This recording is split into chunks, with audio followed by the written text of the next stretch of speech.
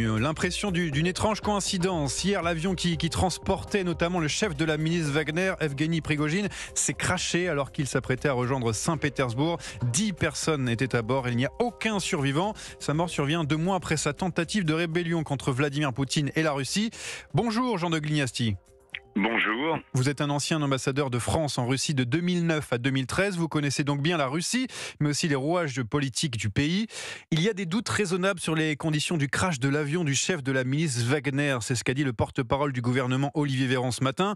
Est-ce que vous êtes d'accord avec lui ? Ah oui, c'est le moins qu'on puisse dire. Oui. Au départ, on voyait des... Alors moi, je ne suis pas un spécialiste des questions aéronautiques, mais on voyait des traces de fumée, etc. On a dit à un moment que c'était 2 missiles. Les milli-blogueurs de Wagner, d'ailleurs, disaient qu'il y avait 2 missiles qui avaient été tirés. Non, il y a une très forte probabilité que ce soit un attentat, très très forte. Ouais, on peut voir sur les images amateurs que vous décrivez l'avion en chute libre. C'est assez particulier comme crash pour un avion. Alors Evgeny Prigojine était devenu un adversaire trop important pour Poutine. C'est pour ça qu'il a disparu derrière. Ces jours étaient déjà comptés. Alors, bon, l'hypothèse la plus probable, comme vous le dites, c'est la vengeance de Poutine. Ouais. 2 mois après, quasiment jour pour jour. Voilà. Mais il y a d'autres hypothèses qu'il ne faut pas totalement exclure non plus, même si à 90% c'est probablement Poutine. Il y a l'hypothèse d'un règlement de compte interne dans les services de sécurité russes. Il y a l'hypothèse d'une vengeance de l'armée de l'air. Vous savez que pendant la mutinerie, les seules victimes, ça a été 12 pilotes émérites de la flotte d'hélicoptères Ka-52 qui avaient attaqué la colonne. Et il y a aussi l'hypothèse qu'il ne faut pas totalement exclure de l'Ukraine, puisque l'Ukraine avait annoncé un événement majeur à l'occasion de sa fête nationale le 24 août sur le front russe. Donc on ne sait pas encore tout à fait clair, mais je suis bien d'accord que la probabilité la plus grande, c'est Poutine. Alors, si Poutine, en fait, il avait qualifié l'action de Prigojine de trahison, et donc c'est dans la logique même de ses propos et de la peur que Poutine a éprouvée au moment de la mutinerie. Ouais, Vladimir Poutine qui a prononcé un discours à l'occasion du 80e anniversaire de la bataille de Koursk au cours de la Seconde Guerre mondiale. Pas un mot sur la mort d'Evgeny Prigojine. Il a été aussi un concert donc le soir. On l'a vu sourire au moment de l'annonce. On a l'impression de l'avoir vu sourire au moment de l'annonce. Voilà, Vladimir Poutine et ses opposants, c'est une histoire de désamour, on va dire. Ce n'est pas la première fois qu'un adversaire de Vladimir Poutine a des problèmes, de sérieux problèmes, on va dire. Écoutez, je ne sais pas. Ce qui est sûr, c'est que Poutine, d'abord, a passé une sorte de marché avec Prigojine. Vous avez vu qu'il s'était entretenu 3 heures après la mutinerie. Dans cet accord, il y avait la fin de Wagner en Ukraine. Il y avait le retour de Wagner à ses activités commerciales, économiques en Russie, puisqu'elles étaient en cause, mais elles ont été renouvelées, puisqu'un contrat a été passé entre Wagner et l'armée russe pour la fourniture d'alimentation. Et puis il y avait, ça a été confirmé, le maintien de Wagner en Afrique. En gros, plus des éléments évidemment que nous ignorons. Ces éléments-là sont à peu près publics, ce que je viens d'énumérer. Donc effectivement, Prigojine se sentait à peu près à l'aise. Et puis brusquement, on annonçait que le statut de Wagner en Afrique, c'était pas totalement sûr. Il y a peut-être des choses aussi que nous ignorons concernant les activités économiques et commerciales de Wagner en Russie. Et donc, il semble bien que que Prigojine ait pris l'avion un peu en catastrophe pour se rendre en Russie. Il semble qu'il ait été en Afrique et que c'est là, évidemment, qu'il s'est fait cueillir. Voilà.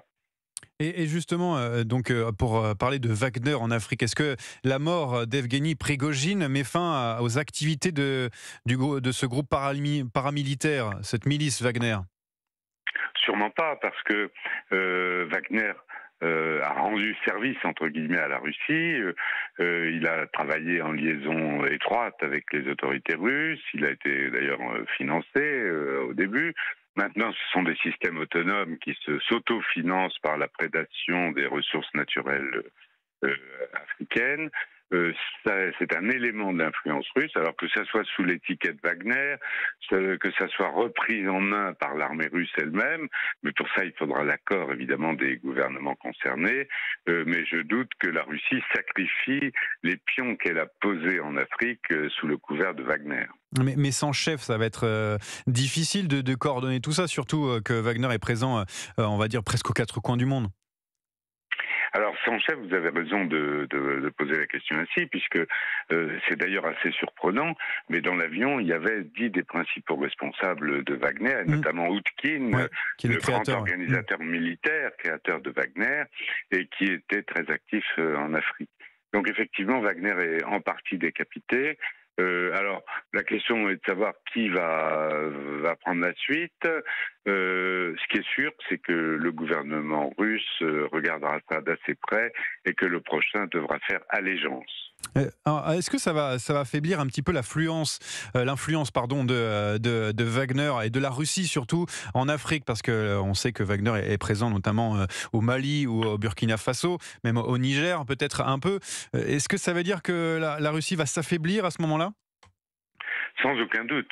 L'image renvoyée par la Russie n'est pas bonne.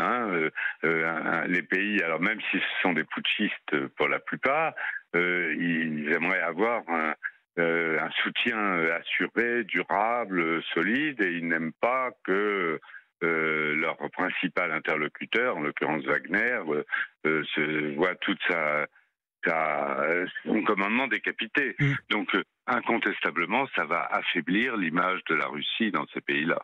Pour revenir à la Russie maintenant directement, avec ce message de Kiev qui dit que on va dire cet assassinat, cette élimination est un signal fort envoyé aux élites russes. Voilà ce qu'a dit Kiev aujourd'hui. Vladimir Poutine qui a des élections prochaines. Et est-ce que vraiment c'est un signal fort envoyé? Est-ce qu'on peut le voir comme ça? Ça dépend de ce qu'on entend par élite. S'il s'agit des élites intellectuelles des villes, l'affaire est entendue, ça les a pas étonnés, et je pense pas que ça change quoi que ce soit. S'il s'agit des oligarques, si j'ose dire, de la première génération, c'est-à-dire ceux qui ont fait la fortune sous Yeltsin, dont beaucoup sont déjà à l'étranger et ont exprimé des distances avec l'opération spéciale en Ukraine, cela non plus, ça change pas grand-chose. En ce qui concerne les élites rapprochées de Poutine, le signal est assez fort, mais il faut pas oublier que la purge a déjà commencé depuis quelque temps. Vous avez vu que Surovikin, l'ancien patron du front ukrainien proche de Prigojine, a été écarté. D'autres généraux ont donné leur démission.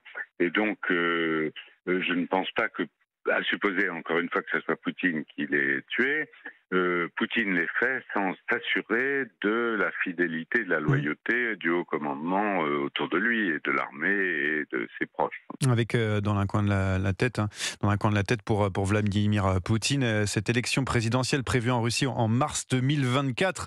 Bon, Oui. pas trop de suspense par rapport à ça. Aucun, non, il aura des scores astronomiques. À un moment, Prigojine, et probablement ça fait partie aussi des lignes rouges qu'il a franchies, il avait commencé une semi-campagne électorale dans la région de Rostov-sur-le-Don et ailleurs pour tester sa popularité qui était réelle. Les sondages, mais on ne sait pas trop dans ce cas-là si ces sondages sont visibles, lui donnaient quand même sont crédibles. Mais ces sondages lui donnaient quand même moins de 10%. Mais Poutine a toujours été extrêmement vigilant sur le fait de ne pas voir émerger à côté de lui un candidat qui aurait le monopole du nationalisme, de la défense des intérêts russes et du patriotisme. Et donc ça, c'était un élément de vulnérabilité pour Prigojine et d'inacceptabilité d'une éventuelle candidature Prigojine pour Poutine. Merci beaucoup Jean de Glignasti, donc ancien ambassadeur de France en Russie de 2009 à 2013, d'avoir été avec nous aujourd'hui pour parler donc de la mort d'Evgeny Prigojine après un crash d'avion un petit peu douteux, on va pas se mentir. Yevgeny Prigojine était bien à bord de l'avion qui s'est écrasé mercredi soir en Russie, selon l'agence russe pour le transport aérien, Rosaviatsia.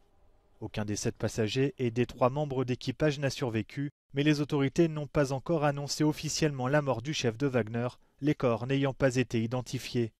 Le Kremlin est soupçonné d'avoir voulu éliminer Yevgeny Prigojine et ses proches collaborateurs après la rébellion avortée du groupe paramilitaire au mois de juin.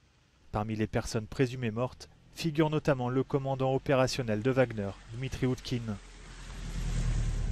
Это акция демонстративная. В конце концов, Пригожина можно было тихонько отравить, и он умер бы от инфаркта, как многие предыдущие противники Путина или его генералов. Но здесь несколько факторов сыграло. Во-первых, понятно, что просто одного Пригожина убрать недостаточно, надо убрать его ключевых персонажей, потому что у них наверняка был план «Б» в случае потери босса, как действовать, и он наверняка был не полезен, этот план, для Владимира Путина. Поэтому идеальный вариант устранить их всех вместе, что, собственно говоря, и произошло. À Saint-Pétersbourg, quelques habitants sont venus se recueillir devant le siège de Wagner. Vladimir Poutine, lui, n'a pas encore évoqué le sujet, malgré des apparitions publiques, mercredi soir et jeudi matin. Du président américain Joe Biden à la chef de la diplomatie allemande Annalena Baerbock, plusieurs dirigeants ont sous-entendu que la mort de Yevgeny Prigojine avait été orchestrée par le Kremlin.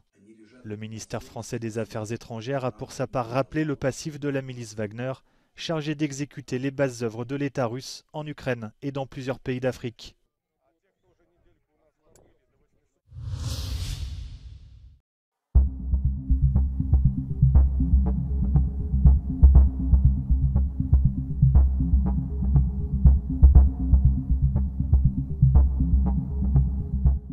Это всегда трагедия. Действительно, если там находились, вроде первичные данные говорят о том, что там находились и сотрудники компании «Вагнер», хотел бы отметить, что это люди, которые внесли существенный вклад в наше общее дело борьбы с неонацистским режимом на Украине. Мы об этом помним, знаем и не забудем. Пригожина я знал очень давно, с начала 90-х годов. Это был человек сложной судьбы, и ошибки у него были серьезные в жизни, и добивался он результатов нужных и для себя, и тогда, когда я его просил об этом для общего дела, как вот в эти последние месяцы. Он был талантливый человек, талантливый бизнесмен, работал не только у нас в стране и с результатом работал, но и за границей, в Африке в частности. Занимался там нефтью, газом, драгоценными металлами и камнями. Вот он. Посмотрим о том, что скажут следователи в ближайшее время. А сейчас проводятся экспертизы, и технические экспертизы, и генетические. На это нужно какое-то время.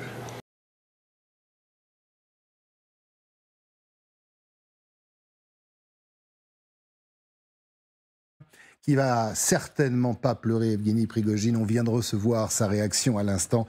C'est le président ukrainien Volodymyr Zelensky. Je vous propose de l'écouter. Eh bien, vous savez, quand l'Ukraine s'adressait aux pays du monde en ce qui concernait les avions, c'est pas ce qu'on avait en tête. Je vous dirais franchement, nous pensions à quelque chose de complètement différent. Nous voulions obtenir du soutien, même si là, dans un certain sens, ceci va certainement aider.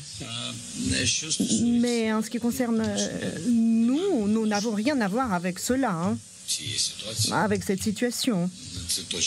Et c'est sûr, hein, et je pense que tout le monde comprend qui a tout à voir avec cela.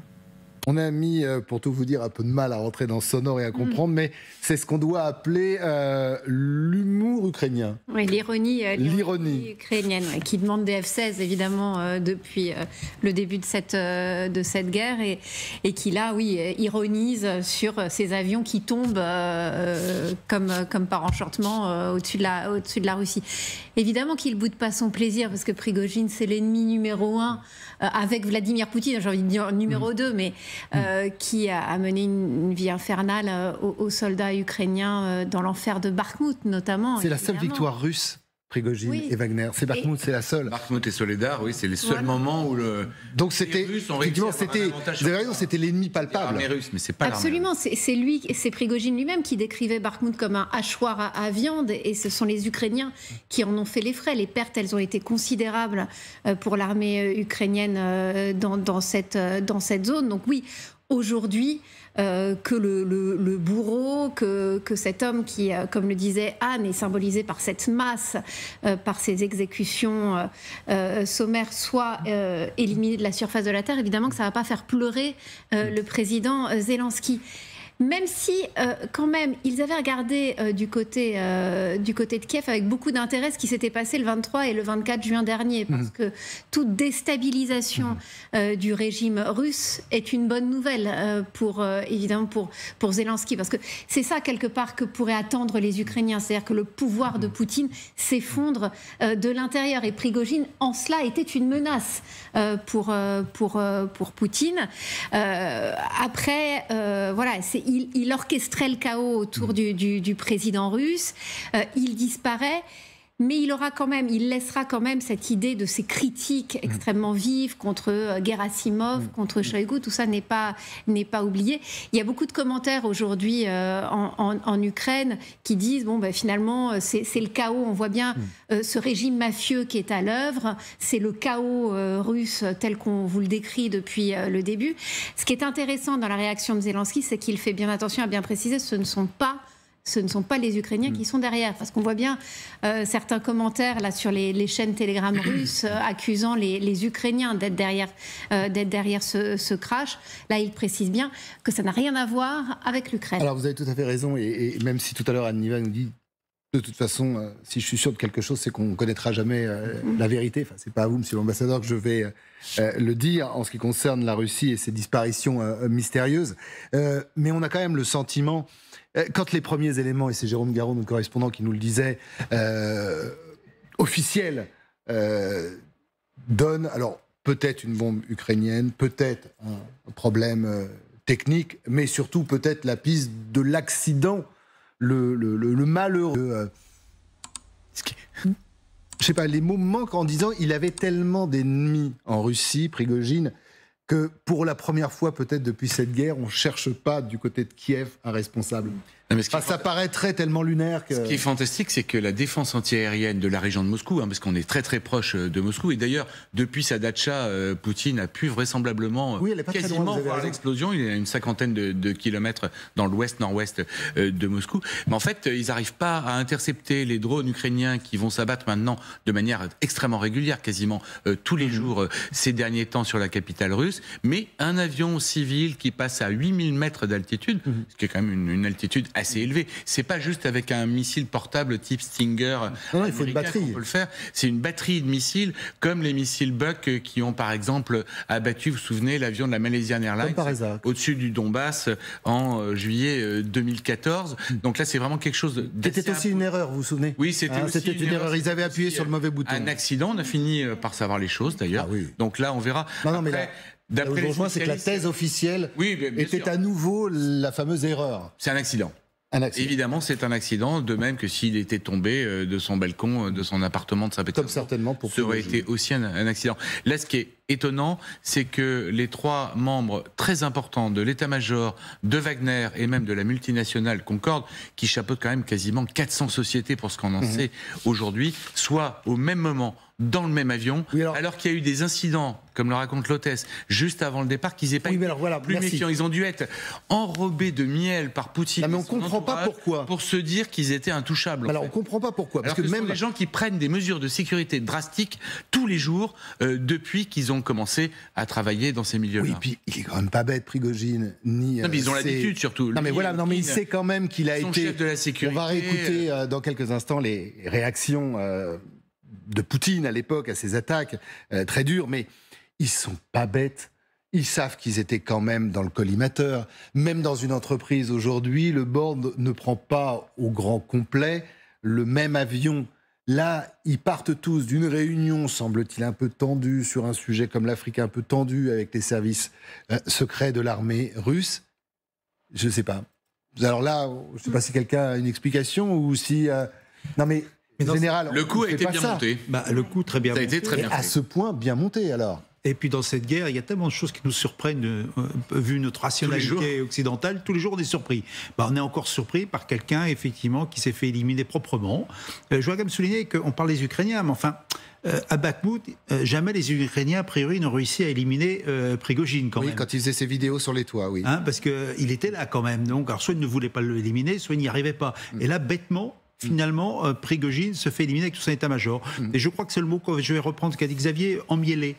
Effectivement, prendre confiance, et puis un hubris tellement développé, un ego surdimensionné. Ou alors ça veut dire penser qu'il allait pouvoir négocier avec, parce qu'en fait ce qu'on comprend. Oui, mais du coup quand on revient sur la vidéo, c'était l'Afrique. Oui, mais quand on revient, pardon. Ce sont des milliards de dollars, Christophe. Oui, mais les enjeux, c'est considérable. Justement, je vous laisse finir. Le seul document qui nous reste de Prigojine de cette semaine, avant sa mort, on l'a entendu il y a quelques instants, c'est son intervention quand il est en Afrique.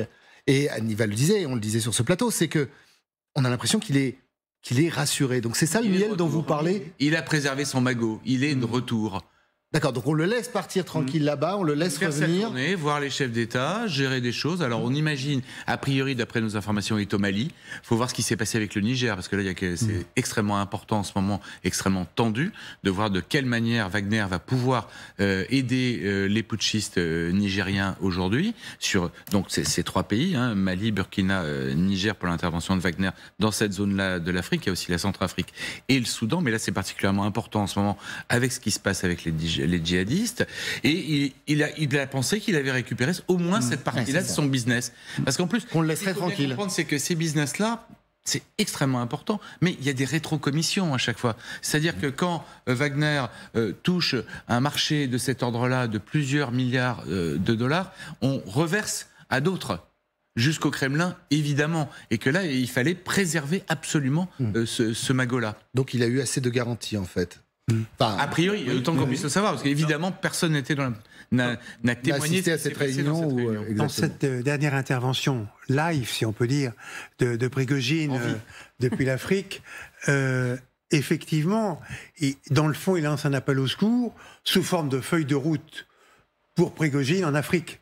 Mais c'est en fait un appel au secours au Kremlin, parce qu'il sentait bien que, en fait, il était déjà débranché.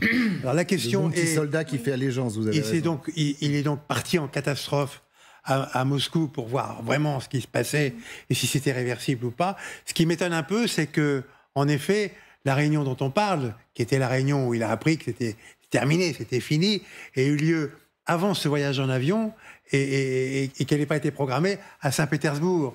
Parce que s'ils étaient tous déprimés et l'Afrique c'est fini, pourquoi sont-ils tous montés dans le même avion? C'est absurde. Surtout qu'il y avait parmi eux un responsable de leur propre sécurité, oui, bien sûr, qui était chargé justement... Les gardes du corps habituels de Poutine et de Prigojine. Ça n'arrive pas.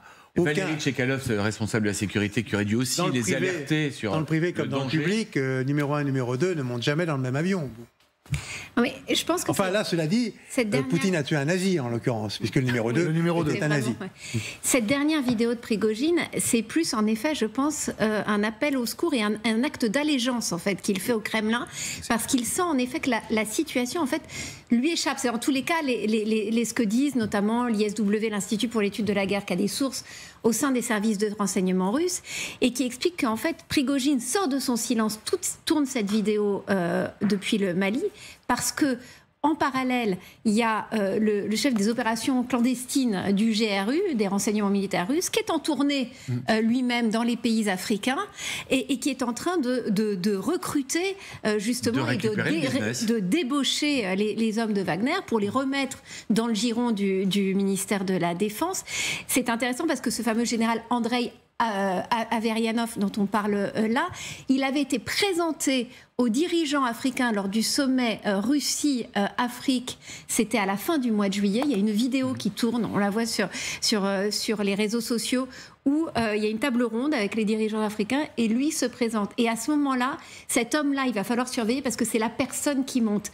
Ce qui est intéressant, c'est qu'il a été manifestement responsable de beaucoup des opérations clandestines du GRU en Europe, notamment de l'empoisonnement, vous savez, de Sergueï Skripal, un autre espion qui avait trouvé refuge au Royaume-Uni et qui a failli le payer de sa vie. Donc c'est l'homme qui monte, celui qui pourrait prendre justement la succession de Prigojine en Afrique. Et il sentait certainement le vent du boulet arriver. Donc il s'est mis à réenregistrer cette vidéo et il est rentré en catastrophe à Moscou. Et c'est à son retour qu'il y a ce malencontreux. C'est dans la gueule du loup. Ce qui est curieux, c'est qu'en fait, cet accident avait été envisagé déjà par plusieurs personnes depuis plusieurs semaines, ce même genre d'accident, mais plutôt en Afrique, justement. C'est-à-dire que l'Ilyushin, dans lequel il a pris place pour rentrer vers la Russie, aurait très bien pu exploser au-dessus de l'Afrique. Et évidemment, nous, on en aurait parlé de la même façon, mais ça ne faisait pas le même but politique. En explosant à proximité de Moscou, l'impact politique sur les élites russes qui seraient tentées éventuellement de trahir Vladimir Poutine est bien plus fort. Merci pour la transition, Xavier, parce que à la base de tout ça, et on va en parler, il y a peut-être une haine, en tout cas, une déception certainement, et surtout quelque chose qu'il ne fallait pas faire, une trahison. Pourquoi ? Parce que cette trahison a touché un certain Vladimir Poutine. Et ça, vous allez l'écouter, ça ne passe absolument pas. Est-ce que vous savez pardonner ? Oui. Mais pas tout. Qu'est-ce qui est impossible à pardonner ? The Russian Ministry of Defense and the Kremlin have been destroying the Wagner Group and weakening Prigozhin's authority since the rebellion in June, and the assassination of Wagner's top leadership was likely the final step to eliminate Wagner as an independent organization, says the Institute for the Study of War. The think tank states Putin almost certainly ordered the Russian military command to shoot down Prigozhin's plane. The entirety of the Russian political and security sphere likely viewed Prigozhin's continued survival following Wagner's rebellion as at Putin's discretion. Putin may have concluded that he had sufficiently separated Prigozhin from Wagner and could kill him without turning Prigozhin into a martyr for the remaining Wagner personnel. Alternatively, Putin may have decided that Prigozhin had crossed a pre-established red line with the efforts to retain Wagner's access to operations in Africa. It is possible that Putin has intended to execute Prigozhin for some time and that the downing of the plane on the 23rd of August was coincidental timing, although this is unlikely, says the Institute for the Study of War. Kremlin newswire RIA Novosti reported on the 23rd of August that Putin formally dismissed Wagner-affiliated Army General Sergei Surovikin as commander of Russian airspace forces. The UK Defense Ministry says a few days earlier, on the 19th of August, Putin made a rare visit to Southern Military District headquarters at Rostov-on-Don, approximately 160 kilometers from the front line. This is the headquarters that the Wagner Group briefly seized in June 2023. The UK Defense Ministry says Putin highly likely wishes to project his authority and to portray the senior military command as functional as usual.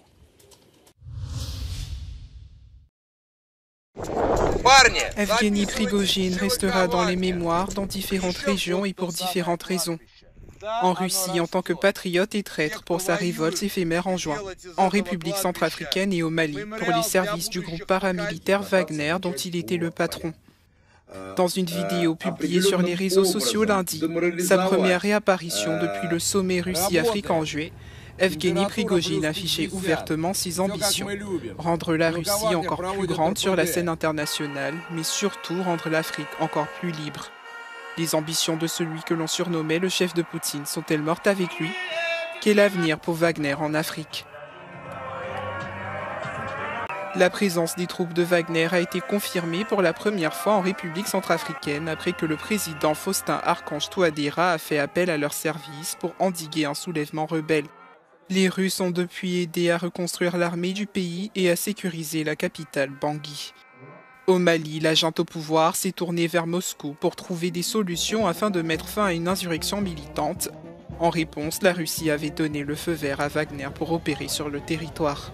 Il n'a pas fallu attendre longtemps pour que le Burkina Faso, voisin, lui-même en proie au terrorisme et à l'instabilité, se tourne également vers l'Est. Au Niger, dernier pays du Sahel à avoir succombé à un coup d'État, des rassemblements pro-junte ont réclamé l'intervention de la Russie et le départ des forces françaises, à l'instar de 3 autres pays dans la région. Depuis la mutinerie de Prigojine en juin, les questions sur l'avenir des opérations de Wagner en Afrique abondent. Le ministère russe des Affaires étrangères avait alors déclaré que ces événements n'auraient aucune incidence sur les activités du groupe. La mort de Prigojine annonce très certainement la fin d'un rapport de force avec le Kremlin. Toutefois, Wagner est aujourd'hui un outil de politique étrangère trop important pour que Moscou s'en sépare.